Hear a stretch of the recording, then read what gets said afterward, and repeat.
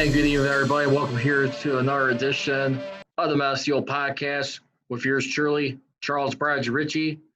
And basically, we are in day number 2 as training camp has officially begun yesterday on the 28th of July. And right now, just to give you a little update right now, we got a second Steelers player join the list. In addition, along with, of course, newly acquired player from the XFL. Talk about none other than Arrion Springs, but right now Justin Layne will be on the reserve and COVID-19 list. Remember simply how it goes. If anyone has any conditions of any like asthma or COVID symptoms, or if it's the opposite way around, if someone happens to come in contact with someone with COVID, they will be placed on there immediately. And just once again, as a reminder, too, when it usually comes to these procedures, the list doesn't specify that a player has tested positive. It could also be for one who has quarantined after being in contact with an infected person. Teams are not allowed to specify. I repeat, teams are not allowed to specify, all due respect to the players. As everyone remembers, the NFL, they are not doing a bubble approach like the only other 2 sports leagues are going on right now, like the NBA and the NHL. They will be having bubble environments. I was reading up yesterday on The Athletic, and this was a column by Ed Bouchette. He caught up with the bus Jerome Bettis yesterday. And I think one interesting point that Jerome Bettis, I think, really made that really stood out with me when he was talking to Bouchette about this. And I really thought he made some key points on here, too. I mean, he went on to talk about how, I mean, the facilities right there. I mean, like Jerome Bettis is saying that the NFL, they're going to go through and push down everyone's throats, according to the bus. And one of the things that he was saying, too, the fears that we were willing to take since we first started playing football, very few guys will opt out. You'll have some outliers who do opt out, but it's going to be much, much different circumstances as to why. I mean, he even went on to mention, too, it's all about the finances, which we all understand and know what it is. The players, the owners, everyone, it's financially driven. The key, though, is having the right protocol in place because the virus is so easily contracted. That's going to present the problem with so many players. And one of the things he did mention on that, too, which I thought was very interesting, he talks about, like, the facilities right there. Like, even after, like, games or practice, more or less, I mean, what's going to happen when teams finish up and they're dripping in sweat? I mean, through going through their contact and in games. I mean, are some players that have to be advised to not take a shower in the facility? I mean, I think we all had that kind of experience before. I mean, like when we're working out at a gym that we have a membership we're paying for. And what's one of the things that could be a little bit nasty sometimes? You'll see a lot of people be wearing like sandals to the gym to protect their feet from not just sliding, but I'm sure affecting their skin. So you got to look at it from that point of view. I think is very genius on his part right there. And, of course, like Bob Pompiani of 937 The Fan would mention, too, I mean, it's just too large of a group to accommodate about over 53-man rosters in a restricted area for a certain amount of months. And in this case, it's usually 4 months for the regular season, but then if your team makes the playoffs, now you're talking about the teams who are remaining, which would be 14 teams in this case. I mean, you're talking about armies of people right there, basically. No pun intended. But, I mean, versus like a baseball field, you have 9 players out there where it's a little bit more spread out. That still continue to be the argument right there that they can find a way to keep this thing going. I mean, you got more space. But the biggest issue with baseball right now, too, is we heard earlier in the week on Monday from the weekend, from the opening series, with the Phillies and Marlins. I mean, that was one of the opening series across the Major League Baseball world. It's like some of the Marlins players were a little bit like borderline. They still went out and play. They took 2 out of 3 from the Phillies, but they infected not only their team, but the Phillies team as well. So everybody right now, of course, is in lockstep. I mean, all the other leagues watching how this is being handled right now, and you gotta really be a lot more disciplined. And I think the continued argument, continue to run in with many people is just that going back and forth. Think about it. When you go into isolation, I mean, I'll give you like an example, like the Ultimate Fighter, UFC, totally different sport. I don't know if anyone remembers the series or still watches. I don't think they still have it going on. The Ultimate Fighter, what's one of the things fighters have to do when they're trying to fight for a six-figure contract to get into, to have a good money coming their way in the UFC? Well, usually the storyline of the reality series are all living together in a house outside of time that they got to report to their training gym, which is usually in Vegas, which is the home of the sport.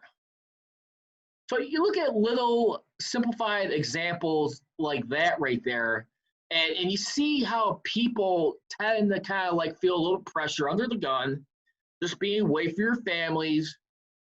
I mean, for all that time. Because the thing is, there's going to be a lot of people who are going to probably be a little stressed out. I mean, having to just depend on doing like video interactions while they're in the field of work. Plus, you just cannot take any risk of bringing this home to your family, or if you have someone in your family that you're around, unfortunately, look at all the separation that's happening across the board. That's the only sickening thing in all this is right now. And I got SFL 773, Sean Lennon. Hey, Sean, how you doing, my man? Great to see you there. I don't know if you heard a little bit of my comments right there. I was just comparing the NFL.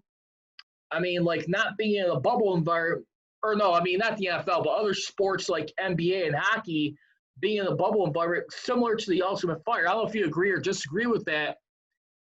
If you want, feel free to join. You're more than welcome to. But right now, we're getting into, I mean, the league right now, and Ian Rapoport of NFL Network, according to him, as right now that at this point in time, that when we look at it, there's 31 players on the reserve and COVID-19 list. Reserve COVID-19, reserve and COVID-19 list basically for the moment at this point in time. And we look at right now, at this point in time, I mean, as we're already watching everything going on, I mean, with everything, I think it's definitely very interesting at this point when we look at it. And everything I'm doing fine right now, Sean. Thanks for asking. Just like I said, it's just been a very frustrating time right now. I mean, as a lot of people could tell. I mean, when you got what people are being asked for, I mean, with the COVID-19 and then these bubble environments. But I keep maintaining the argument sports are going to find a way to finish.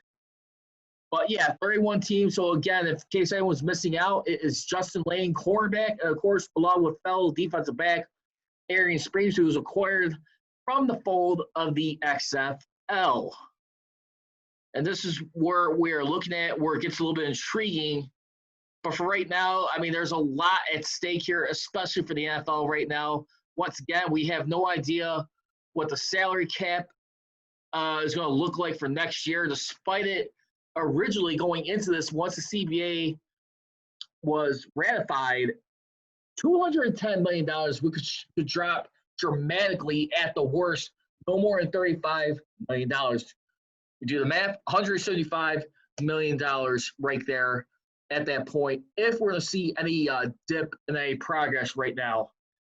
And I think that's the sickening thing in this factor. But like I said, to other organizations' credit, though, too, I mean, you look at something as funny, and I'm glad Sean was in here watching this. I mean, you had like WWE, for example, be one of the very first entertainment sports industries was able to go through during the pandemic. They had the WrestleMania. Despite not having any fans in attendance, they were able to still virtually conduct it, still able to put the show on still be able to have their events go on in Tampa. And then you saw some UFC events later on. And I just think, and then you just saw, NASCAR, and of course, golf come into the picture. And this is where we stand at right now, all around the overall health crisis at this point in time. Let's go ahead and keep it moving along right now, too. Also, Aditi Kinkhabwala of NFL Network, by the way, was a very good insider right there for the NFL. And one of my favorites personally, too, along the way when it comes good around the league coverage. She also does a good job of covering the AFC North. Aditi Kinkhabwala, you can follow her on social media on Twitter at @Kinkhabwala on Twitter. And basically she said right now that the Steelers have released photos of two quarterbacks throwing. And it's not the guy you're thinking of, Ben Roethlisberger. I mean, I know that he's back, he's barely recovering, but right now the two quarterbacks he saw throwing out there was, of course, number 6, Devlin Hodges, and number 5, Paxton Lynch. And which, by the way, remember Paxton Lynch, he didn't come in until like the final, last 2 games of the season. I want to say it was a final game. I forget what exactly. If anyone wants to refresh my memory, please do. But you got to look at it this way. You better believe a guy like Paxton Lynch right now is fighting for a roster spot. I mean, this season, I'm not sure if he's going to move up any higher than 3, but I mean, you got to assume right now it has to be Ben Roethlisberger at this point with, of course, Mason Rudolph and maybe Devlin Hodges. I'm not sure how that's exactly going to work. I think that is definitely a real interesting thing. But, I mean, the only thing is, too, this season, you're not going to be having any preseason, so it's going to be all virtual reps. How they're going to be able to factor this in, how they're going to be able to, at the end of the day, aside from virtual workouts, make this thing work. As we look at it right now, I think those are some great stuff. So, and speaking of which, too, Ben Roethlisberger, by the way, you have one coach of the Steelers, Randy Fichtner, right now. You better sure believe that he is going to be under a lot of pressure by the fans, not so much by the front office or Tomlin. I mean, he's been loyal to those guys for a long time, coaching them years, I think, at high school, on the high school level together. And you better believe right now that, I mean, they're taking a real realistic approach, cautious to the win here. He even said that, players better not rest on Ben Roethlisberger's return. I mean, that was basically his point right there. And I think that was very fair right there. The thing is, we don't know how he's going to be. I mean, how much, even when he starts getting in reps with players, is he going to fatigue? Is there going to still be any wear and tear left? I mean, this is a very tough injury to see him try and come back from. And still a very lot of unknowns. The thing is, with Ben Roethlisberger, I mean, like what he says that he brings back tremendous value is that presence in the red zone, which is where the Steelers, I mean, felt last in that category last season, from first to worst within 2 seasons, basically. So that is very disheartening right there. But then again, it also goes to show you, too, how much of that was a big factor when you also have depleted talent no longer with services of Antonio Brown or Le'Veon Bell right there.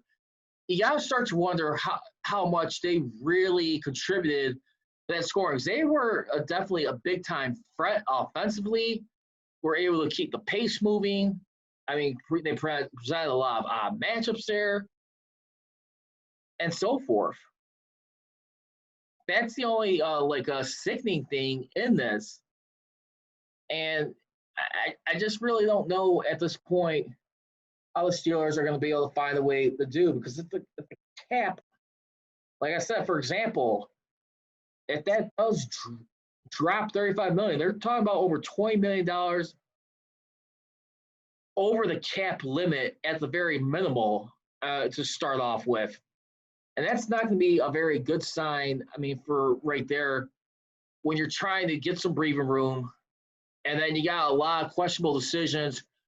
Guys who are basically on 1-year deals, for in the final season of their deal, like a Bud Dupree, Juju Smith-Schuster, James Conner. Those are going to probably be one of those two guys who will be the odd men out. But I will say, too, I think what's going to be very key to this season right now, they really need to think hard. James Conner's health is definitely going to be key. I know a lot of people are kind of ran out of patience with this guy. But I tell you what, if you make him the primary ball carrier, I think the Steelers are going to be just fine. The only thing I continue to maintain about a guy like James Conner, he has to put some muscle mass on him. He has to take better hits. Just like Cam Newton, he has not really been the same guy on a consistent level where you've seen big number of performances, and so it has been rare. You need to feed this guy the ball. Involve him on plays where you're going to put him on screen action passes here. And you just got to keep him involved somehow. You cannot keep splitting carries with him like Jalen Samuels or, of course, like Benny Snell or White, whoever else you got. I think what you have to do, I'm almost at the mentality, if they got to go back to the philosophy, run until the brakes fall off, you know what, at this point, I don't even care. You're talking about how many more opportunities you got to win a Super Bowl. You have to do something this year if you're Coach Tomlin, something that's going to be a lot more, that's better long-term where they're going to be winning. Obviously, you don't want to see them get hurt. Some people will make that argument, but at the same time, too, what would you rather have? Would you rather have stability, or would you rather constantly keep splitting carries and then try to replace the production what you had lost from Antonio Brown, Le'Veon Bell? I don't think so, because right now I'm going to be really interested, too, with Chase Claypool, how much of a dimension he could add. Will he add any pressure to a guy, not only Juju Smith-Schuster, but Deontay Johnson here? And I'd be really interested to see how they're going to start him off, this season. So when you talk about people not resting, you also better darn sure believe he's also referring to the offensive line. And Sean Surratt, I really got to believe he's going to have his work cut out. But Matt Canada will be another interesting guy in all this. Because when you got Ben Roethlisberger, who's going to be starting, if he's able to have a healthy season, how is the rest of the quarterbacks right there going to be doing off this side? One holding the playbook, communicating with the starting quarterback and the offensive coordinator, and then the third string guy just getting his reps in just in case something happens with a backup quarterback. And I would imagine those have got to be like the top headlines that is running through his mind right there into that regard. Yeah, if you guys want to follow me on social media, you can. On Twitter and Instagram, it is at Prodigy Richey, at OnDeckCSR.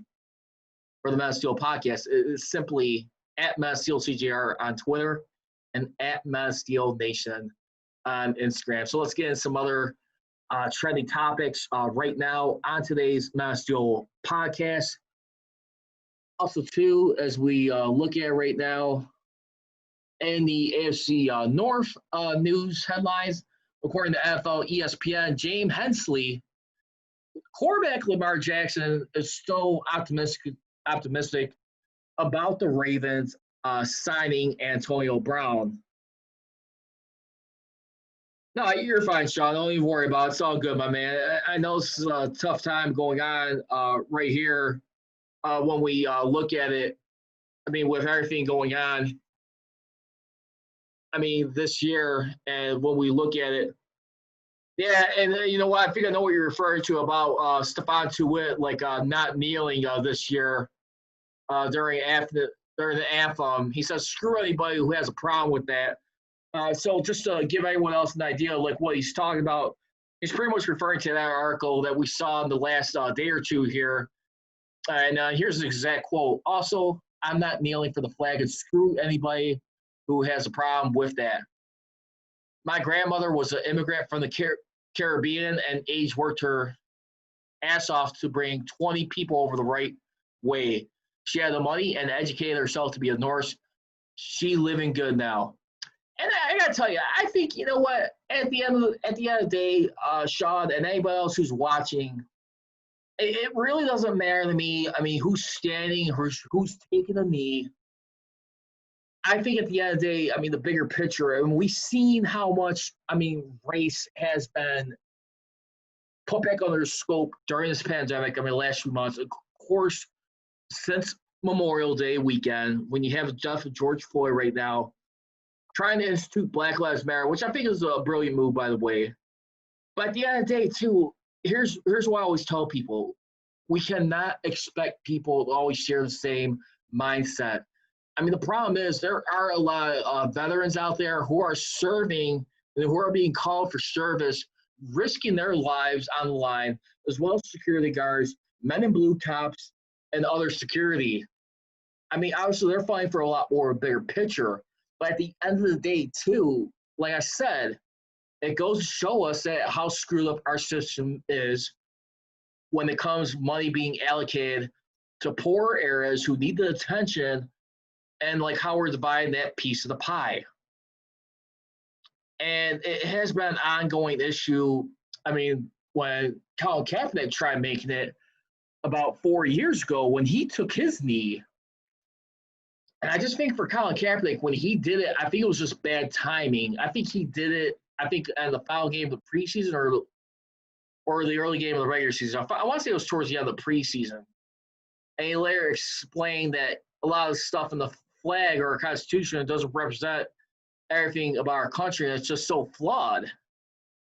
I mean, it took him a while to kind of like explain what exactly he was talking about over time. But still, I just think the timing of it when he did it, and two, I mean, at that point in time, I just don't feel like anyone was too crazy about the idea, him doing it during a game when something's being played. And then he's trying to like come after him. He wins his lawsuit. And what happens after winning his lawsuit about like almost 2 years later?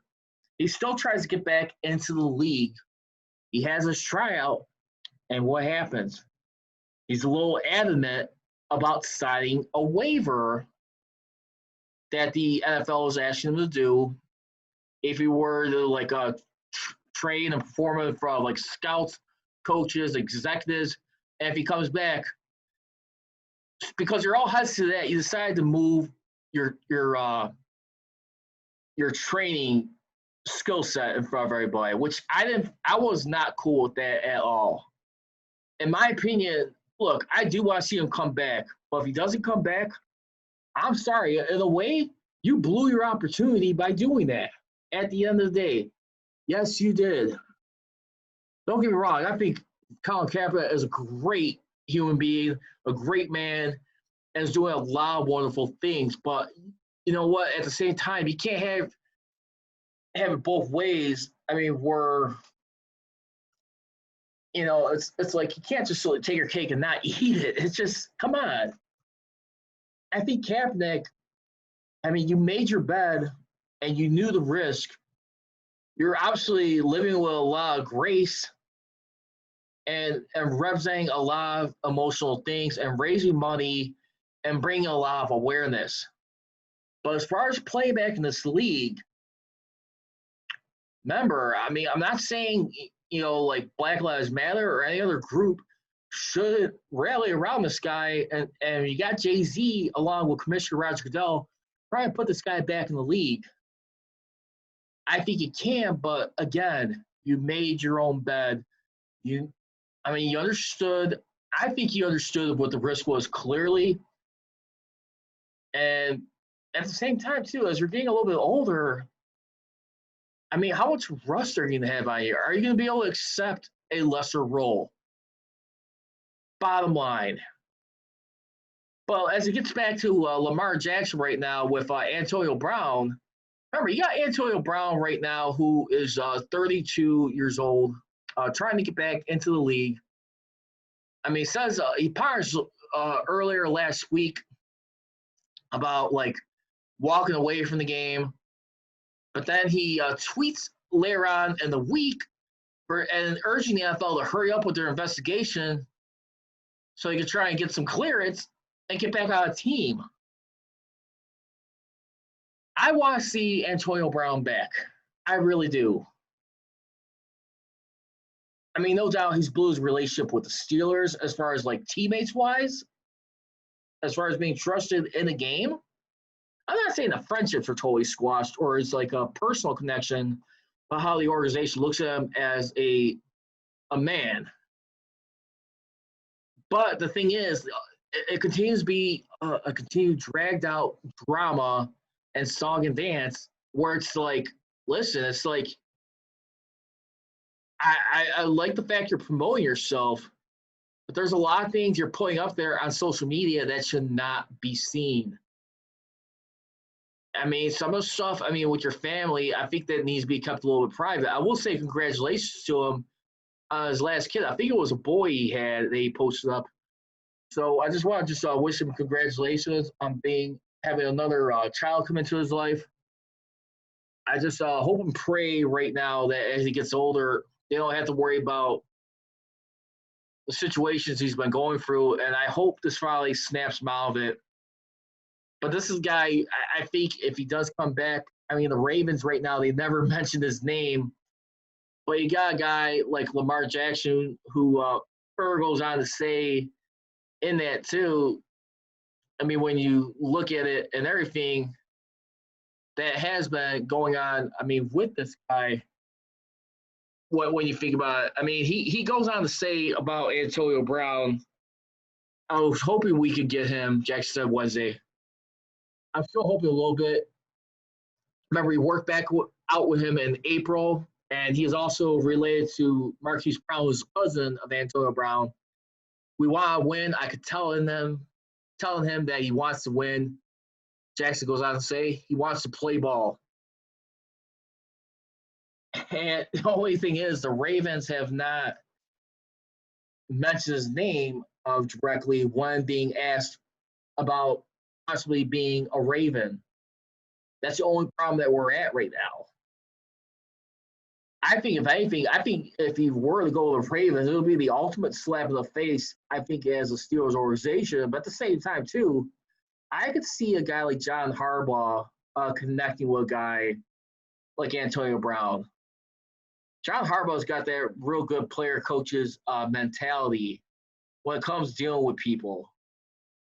The only problem is, I mean, when we look at last year, when we go back a year at this point in time, aside from his blown stint with the Raiders, John Gruden, he goes on to Bill Belichick and the Patriots. He doesn't join up until about a month later. But my thing was, at that point in time, when that move happened, day before the regular season, was that you blow your opportunity with Bill Belichick and the Patriots, and of course Robert Kraft. I'm not sure if you're going to be having any success going anywhere else. That's the problem. Antonio Brown, at the end of the day, I mean, when you look at it, you know what? You burned a lot of bridges at this point.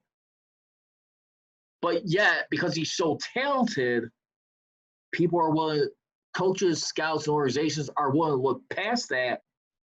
And it seems like quite a few people are willing to take the risk. And, I mean, the risk that he could still be very contributable. And if you have a guy like Antonio Brown, it's almost like you're still, I mean, depending on what team he goes to, a Super Bowl contender, yet alone a very high percentage playoff team. And I always made the comparison. I mean, he's aside from Jerry Rice, I think he's a little bit more like Terrell Owens in this stage. I mean, great athlete. There's a lot of times, too, despite the way he's acting, he's outbursting, I think he does come across as being misunderstood. That's where I'm going to leave it at with Antonio Brown right now. As far as going back to Randy Fichtner on Ben Roethlisberger's return, He says the very first thing I would tell our group is, okay, knock it up. Ben Roethlisberger's back, and everyone knocks on their desk or else we clap, Fichtner says. After the noise dies down, Fichtner will issue a warning. That doesn't excuse every man from doing his job and being great at what they do, because it's only to be 11 of us who are going to get that done. Don't think that maybe I can take a deep breath and say, Ben's back. That's not the case. And I think that's very smart. I mean, Randy Fichtner right now, he knows he needs to step up this year. I mean, with the Steelers organization, with the Steelers team, they got to do a lot better with the offense. You got to improve the running game. I mean, even for the last few years, even yet alone the last year that Le'Veon Bell was here, you're still ranked in the high 20s for 3 consecutive years in the run game, in running yards. I mean, that is pretty sad right there. I mean, the Steelers, if they're going to, have any success this season, obviously it definitely starts the offensive line. And then I think you have to feed the ball to James Conner. He has to be the bell cow for this season. That's the way you're going to get things done here, by the way. And that's where we look at it right now as we try and move forward with this. Ben Roethlisberger knows he needs to pick up rhythm, get some chemistry going on with the likes of not only Deontay Johnson, Benny Snell, Chase Claypool. He's going to be having a lot of young, familiar faces on this team as far as the offensive weapons he's got. Of course, he's got, Vance McDonald, who's kind of like his Jason Witten to his Tony Romo in a way. But that's what we're looking at right now this year with him. So let's go ready to get right into fair or foul right now to end the show. I only got one topic for today. I'm going to start with fair or foul topic number 1. Ben Roethlisberger, based on Pro Football Focus's evaluation, is a Tier 3 quarterback. Tier 3 quarterback is usually considered where the quarterback is relying a lot more heavily on supporting cast and the play calling. I would say foul on that one for right now, believe it or not. I think, if anything, he's borderline a Tier 2 quarterback. I think he'd still be Tier 2. He could lift his teammates. We've seen a lot of the criticisms he's did with his teammates calling people out, where it's Antonio Brown, Juju Smith-Schuster, or whoever in 2018 when they had that collapse.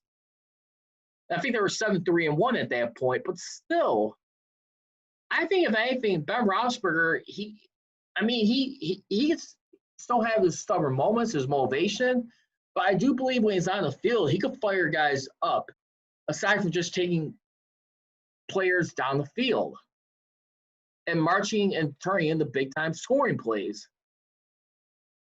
I still believe Ben Roethlisberger, depending on how his arm is, he could be a top 10 quarterback. And what I mean by top 10 quarterback, I could say yards, for sure. Touchdowns, I would definitely say. I'm not so sure about QB rating. I think that's kind of out the window, but I still think you get back to a Tier 2 quarterback for this season. I really think so. The thing is, he's had a low-graded performance, from Pro Football. He was graded at 49 overall last year, according to them. And then even the year before, in 2018, he had 75.2 passer grade, which was his worst since 2008. He had the 8th highest percentage of negatively graded throws in the league. The concern for Roethlisberger and the Steelers is below average performance and many stable metrics, including clean pocket grade and passes through or beyond the sticks. Those are interesting comments right there, and criticism of his game. Some of it is fair, but I believe in my heart of hearts, he's going to be a Tier 2 quarterback this year. I really do. You can laugh at that assumption, but I really stand by it.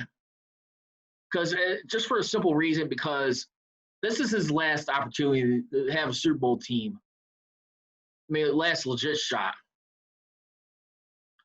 you have to get it done this year. This is the year. No more lagging around. And the salary cap is good next year. We have no idea how much guys are going to be able to stick around beyond this period. I mean, you better believe right now that Kevin Colbert and Omar Khan right now are game planning. I mean, what contracts they could kind of like start cutting, and how much people they could convince to take like cheaper deals or whatever, just kind of get salary cap compliant. And that's all I have to say for this edition of the Mass Steel Podcast. So I'll just say shout out to my guy, Sean Lennon. You can follow him on Instagram at SFL773. Sorry, Sean, I didn't mean to screw that up on you.